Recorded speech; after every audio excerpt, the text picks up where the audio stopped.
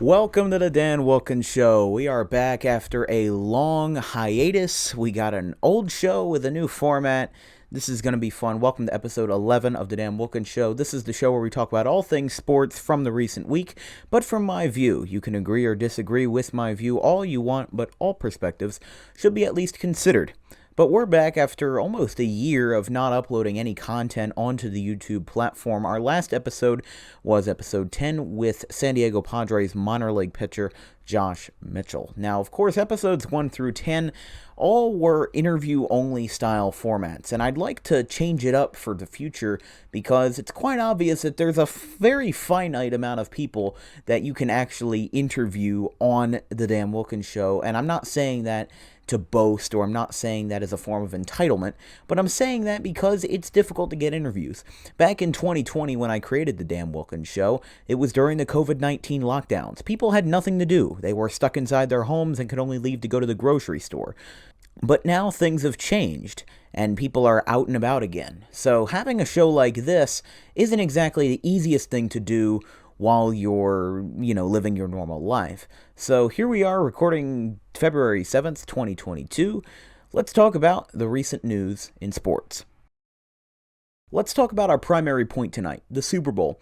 The Super Bowl is this Sunday, and honestly, I'm quite excited for it. It'll be between the Cincinnati Bengals and Los Angeles Rams, which coincidentally was guessed by my little cousin in 1988 in a Mad Libs book.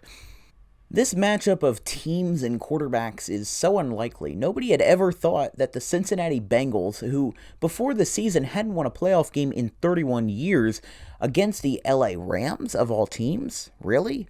This guy versus this guy? I know my head's pointing in the wrong direction. I'm still getting used to this whole graphic design thing, but you get the point.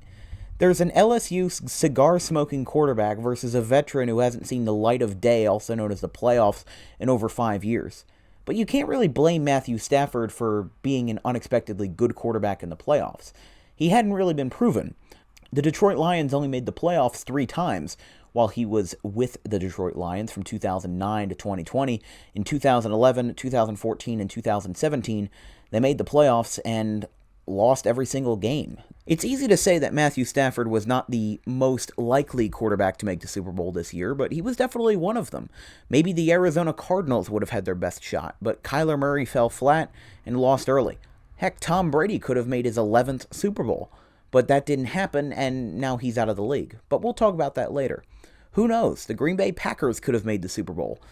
But at the end of the day, it'll be Cincinnati and Los Angeles. Playing in Los Angeles, by the way, at the SoFi Stadium, the new home of the Rams. This is the second year in a row where the Super Bowl is being held inside the home team's stadium.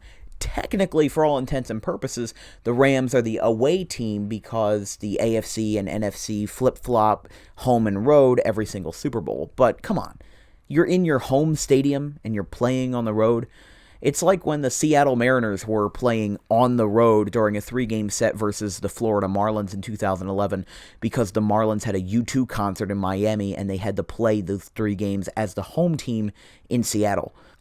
Yeah, the Mariners were the road team, but Mariners fans still showed up to the game because it was in Seattle. It's not like Miami fans just flocked up to Seattle to see 3 games. That's not what happened. But I'm a little wary to make Super Bowl predictions because I've been wrong for the last 2 years.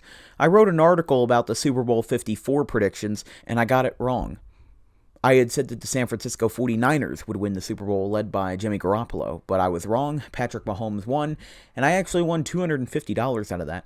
There was an up-and-coming journalism website for sports journalism that was coming around, and they were actually posting on Facebook advertisements about a top prize of $250 to write the best article that you could about the Super Bowl predictions. And turns out, I wrote apparently the best article, won $250, and then COVID hit, and everything shut down, and I never got that opportunity with that website. However, I still got the money, and I got the prediction wrong. So win-lose, whatever you want to put it as. And in 2021, I had predicted that the Tampa Bay Buccaneers would lose to the Kansas City Chiefs in Super Bowl 55, but again, that's not what happened. The Buccaneers, to my surprise, won the Super Bowl that year, with Tom Brady winning his 7th and proving that he didn't need Bill Belichick to win a championship. So this year, I'm either going to be 0-3 or 1-2, but I will say that for pure laughs and giggles, that the Cincinnati Bengals will win the Super Bowl, Super Bowl 56, by a score of 31-24. That's my prediction. From yours truly, the Dan Wilkins Show. I don't know why I called myself the Dan Wilkins Show. That wouldn't look great on a birth certificate. But that is my official prediction for Super Bowl 56. Bengals 31, Rams 24. If I'm right, then you can go back to this video and say, wow, you are such a great prophet. Or if I'm wrong, you can say, wrong again, idiot. But at the same time, the Super Bowl is going to be exciting. It's the first time that the Bengals have been in the Super Bowl in a long time, same with the Los Angeles Rams. And it's not like the St. Louis Rams had much success either when they were in St. Louis. But the fact of the matter is that it's a unique Super Bowl. It's not Tom Brady, it's not Aaron Rodgers, it's not the same 3 or 4 quarterbacks that you're used to seeing every year, if not every other year, or at least very common in the championship games and the Super Bowl. It's not Patrick Mahomes. I know a lot of people like him, and trust me, I do too. Who doesn't love a speedy quarterback like Mahomes? But Joe Burrow versus Matthew Stafford, you're telling me that this guy is going to lose in the Super Bowl? This guy is going to lose in the Super Bowl. Come on. Bengals 31, Rams 24. Speaking of the Super Bowl and bowls in general, the Kitten Bowl has been canceled for 2022 to the outrage of many people named Donna Wilkins. The Kitten Bowl is a popular alternative to the Super Bowl that's been widely spread amongst college students that just say, I only watch the Super Bowl for the commercials, and dead people who forgot to turn their TV off before dying of a heart attack. But really, the Kitten Bowl is canceled? Well, it wasn't actually because of COVID, it was because Hallmark didn't want to run it anymore. A similar group is going to be buying out the Kitten Bowl, and maybe we'll see it again in 2023 or later. But I'm sure that the Kitten Bowl is not going to tank the economy or tank TV ratings, so don't flip out, PETA. My confusion is why do they have to cancel the Kitten Bowl? It's basically no harm, no foul. It's all for fun. It's not like it's the Lingerie Bowl. And if anything, the Lingerie Bowl would have more outrage if it was canceled over a game of cats. Last year, Tom Brady faced off against Patrick Mahomes in Super Bowl 55 against the Kansas City Chiefs, and now Tom Brady is out of the league. He announced his retirement last week, and it's just a little fishy. In the words of Mr. Krabs, it's a smelly smell that smells smelly. In other words, fishy. Tom Brady is not the kind of person that would go out by just a regular post on Instagram. Something seems deeper in this. You would have thought that he would have done what Peyton Manning did and did a full retirement tour, or what Richard Petty did in 1992, or what Mariano Rivera did in 2013. The fact of the matter is that when you're one of the greatest to ever play a sport, you don't just go out on an Instagram page, and you don't just go out by posting that, oh, I'm done. Now, that doesn't mean that I'm shaming Tom Brady for retiring very calmly and very nonchalantly, but it just doesn't feel the Tom Brady way. The rumor mill had been circulating for a little while that after his first reports of retirement came out and then since were taken back, that he was waiting until February 4th to retire because he would receive $15 million in contract money from the Tampa Bay Buccaneers, and then he would retire. So maybe he was truly waiting until then, and then the media jumped on him first, and then he kind of realized, well, it kind of would seem like a D-bag move to take this $15 million from Tampa Bay and then retire. Because that's what people get you for, if you take those monetary incentives from your contract. But the problem is that Tom Brady it seemed way too quick. He didn't announce his retirement formally until a couple of days after the first news broke, but that just still doesn't seem right. Maybe you wait until after the Super Bowl, or maybe you'd wait until everything died down in the offseason and then you'd retire. Or you do what a lot of other quarterbacks that were on their way out did and do a retirement tour, where you go around a bunch of different stadiums and they give you gifts, they give you whatever, to acknowledge the fact that you're one of the sport's greatest and you're going out of the league. But it's not like Brady was just one of the greatest, like he was a first ballot Hall of Famer. He is arguably the GOAT, the greatest of all time, the GOAT. One of the greatest quarterbacks of all time, if not the greatest. One of the greatest players of all time, if not, again, the greatest. It just doesn't feel like the character that Tom Brady is used to, where he's used to being, well, not really a show-off, but a public figure. He puts himself out there on social media, and he puts himself out there in the media itself. He's always been an attention hog for the camera. He's always been the kind to get himself into headlines, whether they were good or bad. So Tom Brady retiring via an Instagram post seems rushed, which is why I think, to put it simply, that he was going to retire after he got that pension or that contract money from Tampa Bay. But after it was found out a few days early, he decided to give it up. Today I declare that the Pro Bowl is a joke. Well, why did I say Pro Bowl? Do you remember that Public Enemy song from 1990, 911 is a joke? Well, it's a little play on words. The Pro Bowl is a joke. Remember in 2007 when Sean Taylor absolutely rocked this punter in the Pro Bowl? Well, look at what they're doing now. It's a joke, right? Two-hand touch? What is this, 6th grade recess? We shouldn't be playing the Pro Bowl like it's a kid's game. I understand that you're here to have fun. Trust me, Mac Jones knows that very well. But when you're playing two-hand touch in front of a stadium of 35,000, 40,000, if not more people, then you have to put a little bit of integrity into the Pro Bowl. You have to put at least some thought into it, or at least some effort. It's like the NBA All-Star Game. It's just seeing who can do the best trick shots, or who can do the best dunks, or who can hit the longest shot from half court. Well, guess what? That's what the NFL Skills Challenge is for. Same with the NHL or even the NBA three-point contest. If you want to have a contest and you want to do it for fun, then play it in the three-point contest or the dunk contest. Don't carry it over to the actual All-Star game. Same thing with the skills contest. Why would you play two-hand touch in a Pro Bowl when less than 15 years ago, Sean Taylor was sending people below the earth after hits? And that's why I don't like the Pro Bowl anymore. I never have. Back a couple of years ago, Ed Hockley said, yes, there are penalties in the Pro Bowl after the first one was called with less than 2 minutes to go and a half, because even he realized that having a pass interference penalty in the Pro Bowl after not having one for the first quarter and basically all of the second quarter was a bit unusual and a bit out of place. And it's true that you never know what you're going to see in the Pro Bowl because the games don't mean anything and they're just for fun. But are they? Really? Are they really for fun? I mean, there's a lot of money involved from TV ratings and everything else in that matter, but the Pro Bowl, you're going to make it 41-35? That's just, it's out of character. The Pro Bowl used to be competitive. It used to be an actual NFL game that maybe didn't matter, but drew in people on TV. Now it's just a marketing gimmick, just like the Busch Clash in NASCAR, or for that matter, the NBA All-Star Game. It doesn't mean anything, and even though it doesn't mean anything, people used to watch it and now aren't. So today I declare that the Pro Bowl is a joke. It's also Olympics time. The Winter Olympics are going on in Beijing, China, even though there has been some diplomatic tension. There have been calls by some countries to boycott the Olympics.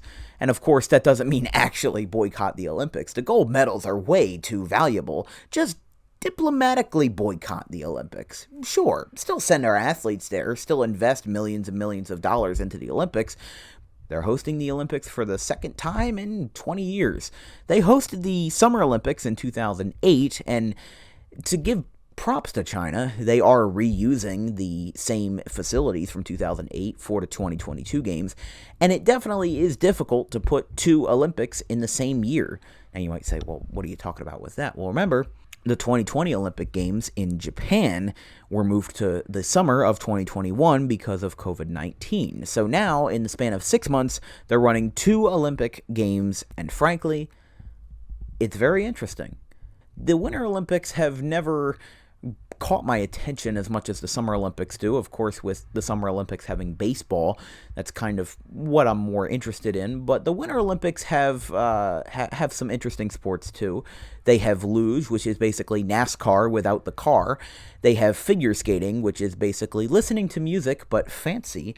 And they also have luge doubles, which is basically NASCAR without the car, but with an extra person on top and an unnecessary anatomy lesson. There's also bobsledding, in case you forgot to see Cool Runnings in theaters.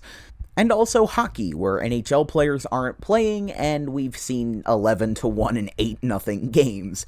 Oh boy, how competitive. And in 2024, the Olympics are going to be in Los Angeles, so baseball should be coming back in the summer. And really, the Olympics in the summer, I think, are more interesting than the Olympics in the winter, but that's your call. I know there's some people who love the sports in the winter, and there's some people who love the sports in the fall, or not in the fall, in the summer. What am I thinking? Imagine the fall Olympics. They'd be falling all over the place, just like that Chinese ice skater. Speaking of that Chinese ice skater, Zhu Yi, she left the ice in tears after another fall from her competition. And really, she's facing a lot of backlash on social media, so yeah, I can't blame her for crying when you're doing the best you can and you slip up twice. It's figure skating. It's not the end of the world. Figure skating is complicated. Look at this. It's as complicated as healthcare in the United States. But the fact of the matter is that if you look at figure skating and you're like, oh, she did terrible, she slipped up on the ice.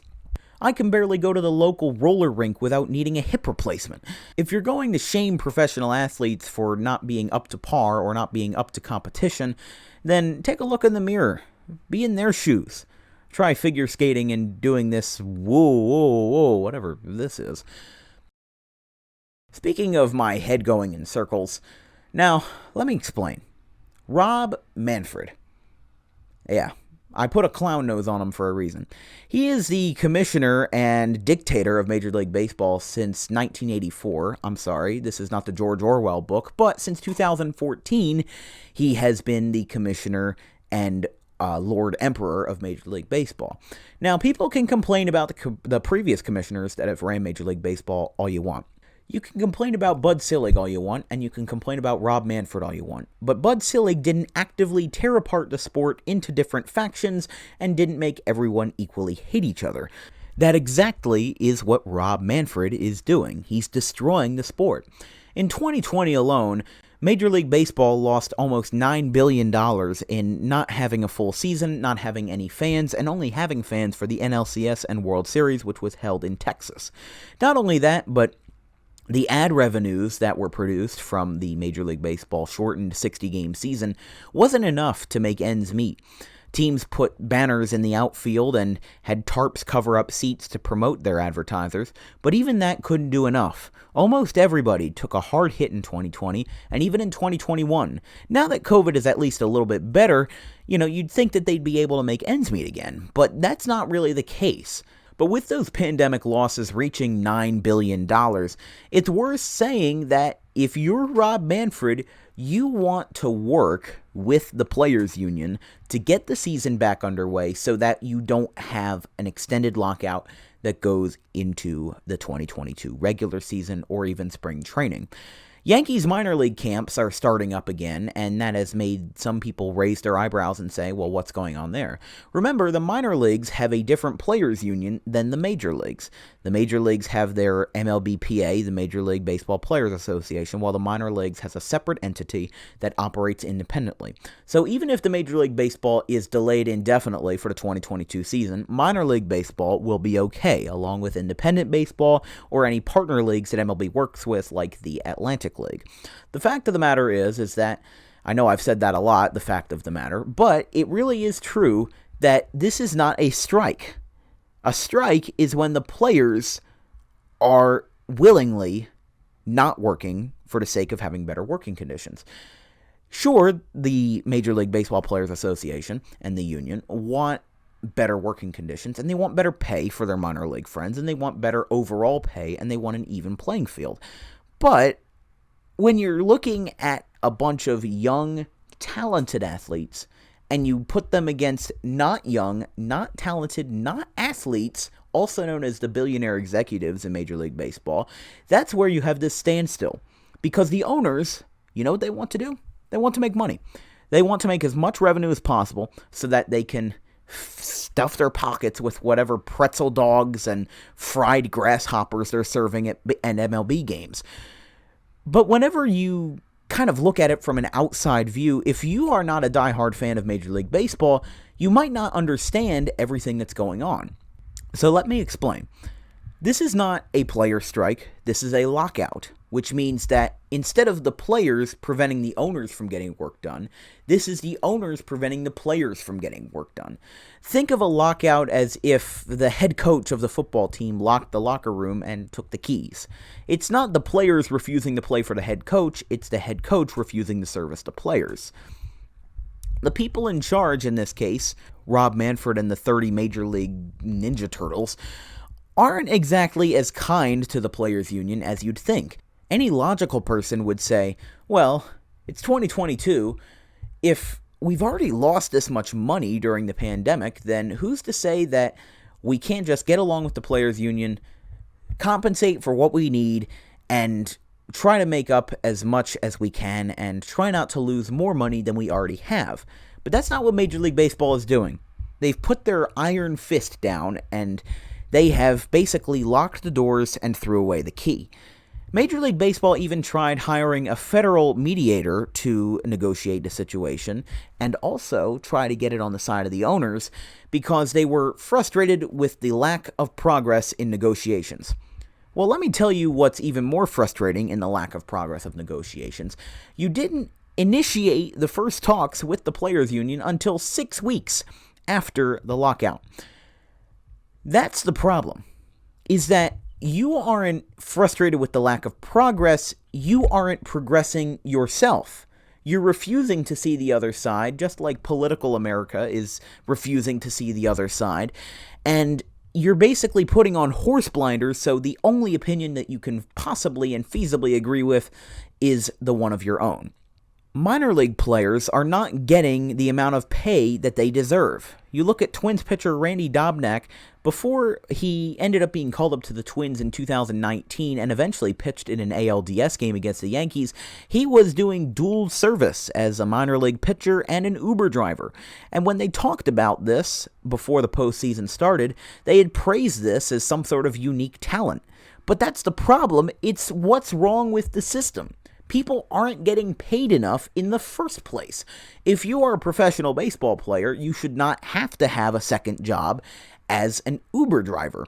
If Chipotle or McDonald's or any fast food place can pay $15 an hour to make ends meet, then you can definitely, or at least should definitely be able to make ends meet as a minor league baseball player. I'm not saying that you should be a multimillionaire at age 19 in rookie ball, but I'm saying that you should at least have enough so that you're not on the streets or living in your car in 2 years. Some Trenton Thunder minor league players had to sleep in their cars for a while after what had happened with their pay. And also, remember, during those catastrophic floods in 2021, their ballpark was flooded and their cars were destroyed. So what are you supposed to do if you're a minor league baseball player living in the environment where a very slim minority of minor league players make it to the major leagues? There's maybe around 200 minor league teams out there, all the way from Class A at the bottom of the barrel to AAA, which is still, for minor league standards, at the bottom of the barrel. It's Major League Baseball that takes up 99% of the barrel, and then everybody else is stuck at the bottom like it's Chobani yogurt. And unlike Chobani yogurt, there's actually something good at the bottom. It's minor league baseball. This is how small towns and small cities thrive. They thrive on these baseball markets. I went to a Lehigh Valley Iron Pigs game in 2017, and even though the crowd wasn't packed, they were playing the Syracuse Chiefs that day, and it was a fun game. Because the whole point of minor league baseball is enjoying the game of baseball. It's not to hate the other side, and it's not to create a bit of rivalry. It's to enjoy America's pastime. And when you look at it from this angle, when you look at the fact that minor league baseball players are having to take second jobs as Uber drivers or as pizza delivery men or as whatever to make ends meet, now you're looking at the other side of the story, where you're looking at the fact that Luis Robert got a multi-million-dollar contract extension before he even played a major league game. Fernando Tatis got paid $330 million before he even finished his first full season. And Wander Franco got $50, $60 million, something of the sort, before he even played his first full season. So this is the world we live in Major League Baseball. The best of the best get millions and tens of millions of dollars, while everybody else gets stuck behind like the Polar Express, where the train just goes away, and this time the kid doesn't get picked up, and there is no bell because sanity doesn't exist anymore. And this is why I always call the commissioner, of Major League Baseball, I don't even know what you have to do to describe this clown, Rob Manfred. That's what I call him, Rob Manfred, because that's exactly what he is. He is a fraud. He is not a commissioner of the people. He never has been and never will be. He is a commissioner for the money, he's a commissioner for the owners, and a commissioner that does not give a hollering hoot about the players or anybody else for that matter. Would I dare say he doesn't care about the fans? Absolutely he doesn't care about the fans. Because he didn't care when Texas Rangers had, 40,000 people show up to their games on opening day, despite the fact that COVID cases were still pretty bad in late March, early April of 2021. And this is what makes me so angry about this whole lockout. This could have been easily resolved. And now you want a federal mediator to try to pick up the pace. Well, you picked up the pace well after it should have been started. You could have started negotiations on the lockout before it even took place, during the Major League Baseball season, during the All-Star break, during the winter meetings, during the postseason, or after the postseason. You had the entire month of November before the lockout went into effect, and if you list the excuses, it was the holidays. Thanksgiving is one weekend. Christmas, at most, is 1 week. I get 11 days off school, and you get 6 weeks off of the work of trying to restore the game of America's pastime. It's been running for over 150 years, and we have a terrible commissioner and a players' union that can't exactly get its points right. I'm not saying that the players' union is terrible, but I'm also not saying it's perfect. Neither side is clean on this one. Each side has more dirty hands than Gary Busey. But it is absolutely key that we acknowledge the fact that even though the players' union may not be perfect, the owner's side of it, the commissioner, Rob Manfred, he is not perfecter either. None of these guys are. And when you look at it from a perspective that I've been looking at it from, a Major League super fan that's attended 50 games, 14 Major League stadiums, and 30 at Citizens Bank Park in Philadelphia, along with about a dozen minor league games and a couple high school games too, I've seen the entire barrel. I've seen the tippy top. I've seen the middle, and I've seen the bottom. I've seen all parts of the barrel. And when you look at it from the different perspectives of where this Major League Baseball fiasco is heading, it's not heading anywhere anytime soon, because Manfred is too stubborn, and the players' union just can't get this work done. They could have worked during November, they could have worked during December, even during the early parts of January. But nope, they waited until now, just like me trying to procrastinate to get my final exams done. It doesn't work out well in the end, and you get a rushed plan that doesn't work. Even Bud Selig could get baseball back in early 1995. Yeah, there was a slight delay, and the 1994 World Series was doomed because of it, but what does this mean for baseball? Will we not have a season in 2022? Will this be like the NHL in 2005, where there was no season, or the NBA in 2011, where again there was a very limited season, or the other Major League lockout in 1981, which basically canceled the middle of the season but kept the beginning and end? Who knows what's going to happen? Leave your thoughts and opinions in the comment section below. Do you think that Major League Baseball will be delayed in 2022? Do you think it will be canceled? Or do you think it will start on time as normal? Because the optimists say, we'll be starting off just fine. And the pessimists, you can call me a pessimist all you want, but I'm just speaking the truth. Thank you for watching The Dan Wilkins Show. We'll see you around next time.